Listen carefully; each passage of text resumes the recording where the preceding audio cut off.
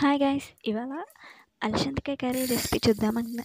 ముందైతే ఆయిల్ పోసుకొని అందులో ఆవాలు జీలకర్ర వేసుకొని దాంతోపాటు కరివేపాకు, ఉల్లిగడ్డలు, అల్లం వెల్లుల్లి పేస్ట్ వేసుకొని చక్కగా ఫ్రై చేసుకోవాలి. అందులో కొద్దిగా పసుపు యాడ్ చేసుకొని దాన్ని కూడా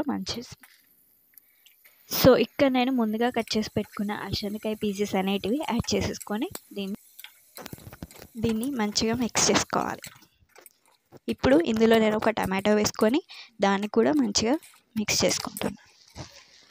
ఇప్పటివరకు మిక్స్ చేసుకున్న దాంట్లో ఒక 2 స్పూన్స్ ఆఫ్ కారం అండ్ 1 స్పూన్ ఆఫ్ సాల్ట్ వేసుకొని చక్కగా కలుపుకోవాలి. ఇక్కడ దాకా మన ఛానల్ చూసినట్టయితే ఖచ్చితంగా సబ్స్క్రైబ్ చేయడం మర్చిపోవద్దు. లైక్ చేయండి, కామెంట్ చేయండి. ఇప్పుడు ఎండు కొబ్బరి వేసుకొని దాంతోపాటు కొద్దిగా ధనియాల పొడి కూడా వేసుకున్నానండి. ఇవన్నీ కూడా కలిసేలాగా చక్కగా కలుపుకోవాలి. చూడండి ఎంత యమ్మీ యమ్మీ కర్రీ రెడీ అయిపోయిందో. చాలా టేస్టీగా ఉంటుందండి. ట్రై చేయండి ఖచ్చితంగా.